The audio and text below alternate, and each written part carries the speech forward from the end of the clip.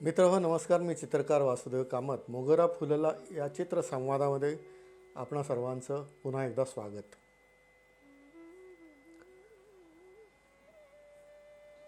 मी ज्यावेळी या मोगरा फुलला या चित्रसंवादासाठी सुरुवात केली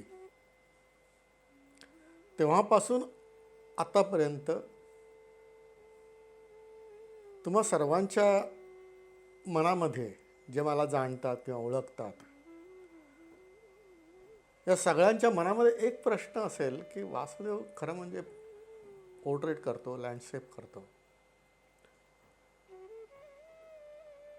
आणि त्याऐवजी या चित्रसंवादामध्ये नेहमी माझ्या या बोधचित्रांबद्दल किंवा संकल्पना चित्राबद्दलच मी का बोलत असतो. तर या संकल्पना चित्राची नेमकी सुरुवात कशी झाली, केव्हापासून झाली, याविषयी तुमच्याशी मला जरा थोडा संवाद करायचा आहे. जे स्कूल ऑफ आर्टमध्ये माझं फाईन आर्टचं शिक्षण झालं. 77 साली मी पासआउट झालो. आणि त्यावेळी जे काही अनेक विषय असायचे, ग्राफिक असायचं, प्रिंट मेकिंग, पोर्ट्रेट होतं, लाईफ ड्रॉइंग होतं, आणि क्रिएटिव्ह पेंटिंग किंवा जॅनर पेंटिंग या दोन्हीपैकी कुठला तरी एक विषय तुम्ही सिलेक्ट करायचा. आणि मी त्यावेळी क्रिएटिव्ह पेंटिंग हा विषय सिलेक्ट केला.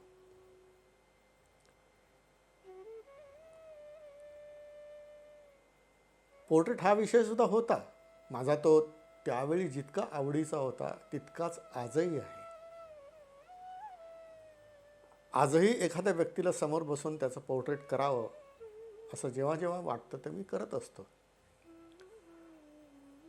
याचबरोबर जेव्हा जेव्हा मी बाहेर फिरायला जात असतो त्यावेळी रिकाम्या हाताने जात नाही. आर्ट मटेरियल माझ्याबरोबर असतं. तर जिथे जिथे मी फिरायला जातो किंवा आउटिंगला जातो त्यावेळी प्रत्यक्ष स्पॉटवर बसून मी लँडस्केपसुद्धा करत असतो. तर हे दोन्ही विषय कॉलेजमध्ये शिकत असतानाच, अशा प्रकारच्या असाइनमेंट करत असतानाच क्रिएटिव्ह पेंटिंग हा जो विषय असायचा त्या विषयासाठी एखादी संकल्पना मांडली जायची, एखादा सब्जेक्ट दिला जायचा आणि त्याच्यावर चिंतन करायचं. त्या अनुषंगाने काही रेखाचित्र करायची, वाटल्यास छोटंसं कलरमध्ये स्केच पण करायचं. आणि मग आपले जे शिक्षक आहेत त्यांच्याकडनं जे काय मार्गदर्शन मिळेल किंवा जो काय पुश मिळेल किंवा काय सुधारणा सुचवल्या जातील त्यानुसार मग फायनल पेंटिंग करायचं. ही प्रोसेस असायची. आणि यावेळीसुद्धा जेव्हा विषय दिले जायचे ते विषयसुद्धा असे असायचे की त्या विषयामध्ये त्याची अर्थव्याप्ती जास्त असायची. वेगवेगळ्या अँगलने त्या विषयामध्ये प्रत्येक कलाकार किंवा विद्यार्थी चिंतन करू शकतो. त्यामुळे पोर्ट्रेटमध्ये एक मॉडेल बसवलं असतं, सगळ्यांच्या कॅनव्हासवरती त्याच मॉडेलचं वेगवेगळ्या अँगलनी येत असतं. परंतु क्रिएटिव्ह पेंटिंगमध्ये मात्र विषय जरी दिलेला असला तरी प्रत्येकाचं चित्र, प्रत्येकाचं चिंतन हे इतकं वेगळं असायचं आणि वेगवेगळे चित्र त्यावेळी विद्यार्थ्यांकडून साकारित व्हायचे. मित्र हो, मी स्पष्टच सांगतो की मला वास्तववादी किंवा रिअलिस्टिक पेंटिंग हा पहिल्यापासूनचा आजतागायत आवडता विषय आहे.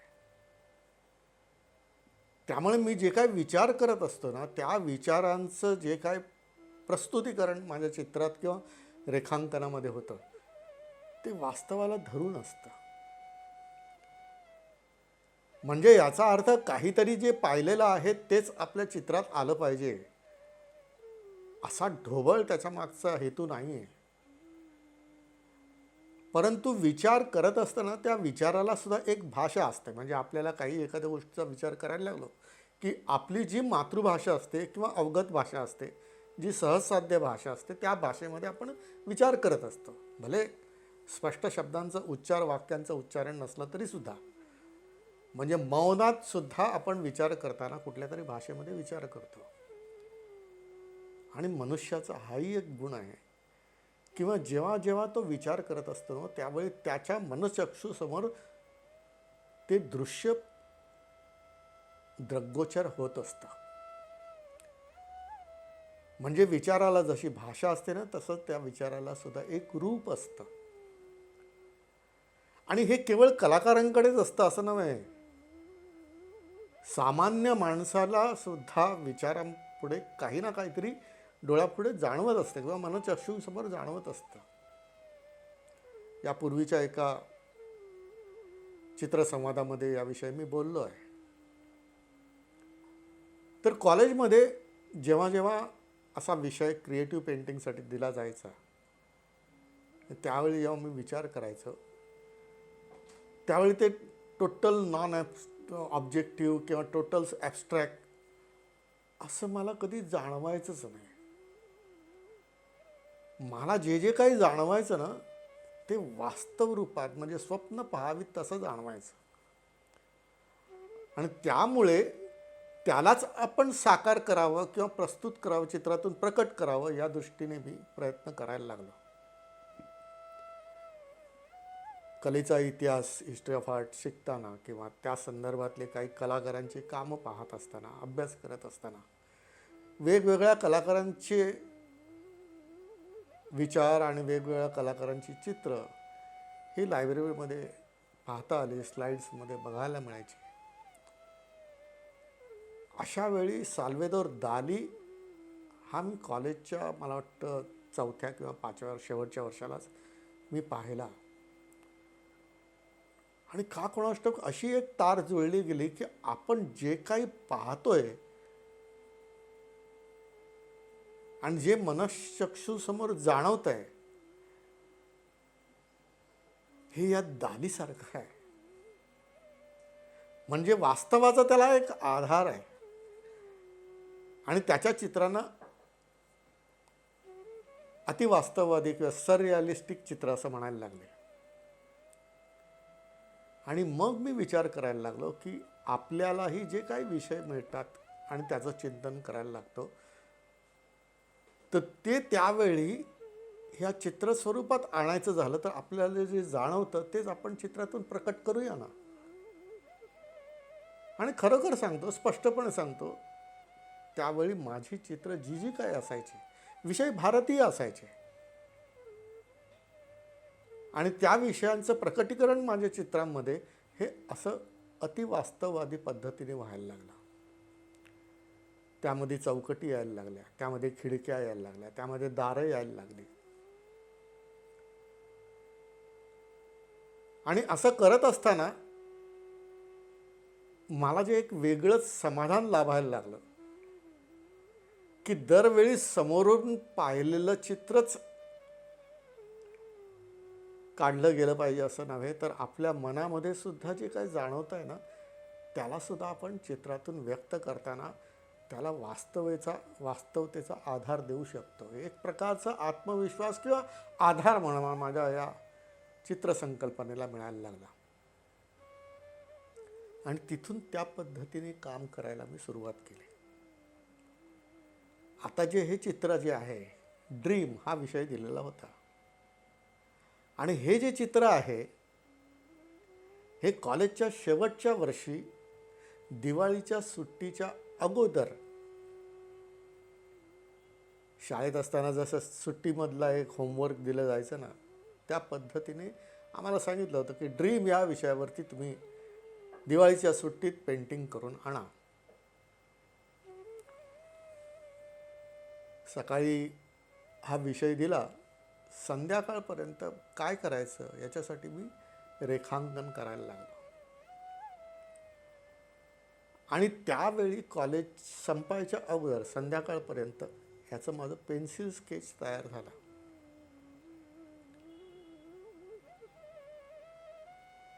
आणि काय सुरुवात करावी, कशी सुरुवात करावी, ह्यापेक्षा स्वप्न म्हणजे काय असतं, स्वप्न जे असतं ते निद्रेमध्ये जे काही आपल्याला दृश्य दिसत असतं त्या निद्रेपुरतं आपण खरं मानतो, तिथे कुठलीही शंका येत नाही. त्याप्रमाणे आता हा विषय दिलाय तर आपल्या मनामध्ये आता जे जे काय जाणवते ना, तर आपण रेखांकन करायला सुरुवात करायची. पहिल्यांदा मी त्या चित्रातली क्षितिज रेषा काढली आणि ती क्षितिज रेषा हॉरायझन काढल्यानंतर हे ग्राउंड आणि हे आकाश, जमिनीला जमीन म्हणून आणि आकाशाला आकाश म्हणण्यासाठी जे जे काय मला जाणवायला लागलं त्याचे पहिल्यांदा टोन्स पेन्सिलमध्ये मी करायला सुरुवात केली. ते करत असतानाच त्याच्यामध्ये काही ढगांच्या आकारांना केसांचं वलय मिळायला लागलं. त्या स्केचमध्ये हवेमध्ये वलयांकित होऊन किंवा लयबद्ध होऊन उडणारे मला केस दिसायला लागले. परंतु अमुक एक व्यक्ती म्हणून पोर्ट्रेट न दाखवता मान वळवलेला एक चेहरा पण त्याच्यात मला जाणवायला लागला. त्याच्यामधून एक तो चेहरा आला, मान आली आणि मग खांदे आणि छातीपर्यंतचा भाग केल्यानंतर मला जाणवायला लागलं की आता हे जर पूर्ण केलं तर पोर्ट्रेट होईल.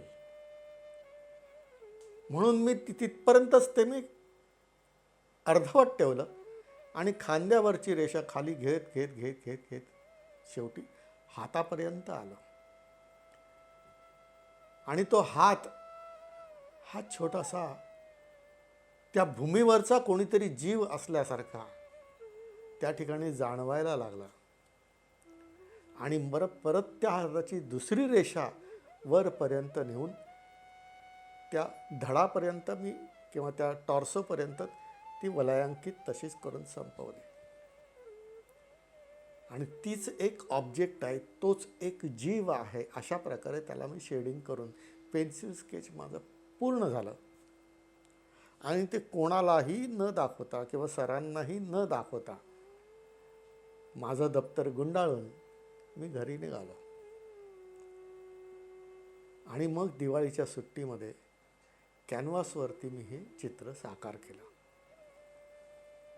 मित्र हो, यापूर्वी सुद्धा मी बोललेलो आहे की मनामध्ये जेव्हा एखादी कल्पना येत असते त्याला धरातल देणं, सरफेस देणं आवश्यक असतं. त्यामुळे ड्रीम या सब्जेक्टला अनुसरून जे जे काही मला जाणवलं ते मी या चित्रामधून प्रकट केलं. आणि घरी आल्यानंतर काही दिवसांनी कॅनव्हासवरती मी हे पेंटिंग केलं. ड्रीम हा विषय जेव्हा दिला होता ना, त्यावेळी त्याला एक वाक्य जोडलेलं होतं किंवा एक ओळ जोडलेली होती, with the threshold of unexperienced reality. स्वप्न हेच मुळे असं असतं की त्यावेळी ते खरं वाटतं पण प्रत्यक्ष ती अनुभूती नसते. केवळच एक विचारांनी तयार झालेली ती घटना असते किंवा त्याला एक प्रकारचं अवतरण असतं की जे आपण ते स्वप्नामध्ये अनुभवत असतो. आणि मग हा अतिवास्तववादी अनुभूती जी आहे ना, जी पेन्सिलमध्ये होती ती कलरमध्ये यायला लागली. ढगांमध्ये आकाश हे ज्यावेळी चौकटीमधून दिसायला लागतं, त्या आकाशामध्ये ढगांचे आकार हे अमूर्तपणे किंवा केवलाकारी घडत असतात. जमिनीवरती जे जे काही असतं ते सगळं केवलाकारी असतं. निसर्गाच्या नियमाप्रमाणे ते तयार होत असतं. आपण सुद्धा त्याच्यामध्ये निसर्गाच्या नियमाप्रमाणेच तयार झालेलो असतो. म्हणून चित्राच्या चौकटीमध्ये तयार झालेला आकार सुद्धा हा चित्राच्या कलानिर्मितीच्या नियमाप्रमाणे एक आकार धारण करून या ठिकाणी व्यक्त झाला. आणि त्याच्यामधून हे मी चित्र रंगवलं. मित्रहो, ह्या चित्रामध्ये कॅनव्हासवरती ज्या पेंटिंग केलेला आहे तो कॅनव्हाससुद्धा आम्ही स्वतः तयार केलेला आहे. म्हणजे विद्यार्थी असताना आपण वापरत असलेलं कला साहित्य आणि आपण करत असलेली कला निर्मिती या दोन्हींचाही साकल्याने अभ्यास करत विद्यार्थी तयार होत असतो. अशा मीच तयार केलेल्या कॅनव्हासवरती हे मी पेंटिंग केलं. चित्र पूर्ण झाल्यानंतर वाटायला लागलं की त्या चौकटीसमोर की आपण जणू काही त्या स्वप्नील अशा चित्रामध्ये वावरतो आहोत. हा अतिवास्तववादी चित्रशैलीचा एक चांगला गुण मला भावला की आपण त्याच्यात आहोत असं वाटायला लागलं. आणि ह्या पद्धतीने हे चित्र तयार झालं. पूर्ण झाल्यानंतर चित्र घेऊन मी कॉलेजमध्ये ज्यावेळी दिवाळीच्या सुट्टीनंतर गेलो आणि इजलवर चित्र ठेवल्यानंतर सगळ्यांना ते चित्र पाहून खूप कौतुक वाटलं, आश्चर्य वाटलं. आमच्या सरांनी पण येऊन विचारलं की हे कोणाचं चित्र आहे, आणि सांगितलं सरांना की मीच काढलं. कसं सुचलं तुम्हाला? म्हटलं होमवर्क दिलेलं होतं, परंतु कॉलेज मधून जायच्या अगोदरच मी याचं स्केच केलं होतं आणि त्याप्रमाणे पेंटिंग केलं. फार सुंदर चित्र झालं आहे म्हणाले. हे चित्र ज्यावेळी मी कॉलेजच्या ॲन्युअल एक्झिबिशनमध्ये ठेवलं होतं त्यावेळी याला सुवर्णपदकसुद्धा मिळालं. म्हणजे चित्राला सुवर्णपदक मिळालं म्हणून हे उत्तम चित्र असं म्हणत नाही, परंतु केवळ समोर पाहून केलेल्या चित्रापेक्षाही आपण आपल्या मनामध्ये जाणवणाऱ्या कल्पनांना सुद्धा आपण साकार करू शकतो.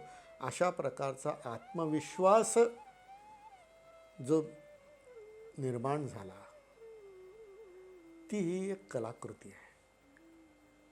आणि म्हणून आत्तापर्यंत मोगरा फुललामध्ये मी असंख्य चित्रांबद्दल जे काही मी बोलत आलो किंवा यापुढेही बोलत राहणार आहे, त्या कल्पना चित्राला सुरुवात कुठून झाली ही तुम्हाला मला दाखवायचे होते, सांगायचे होते.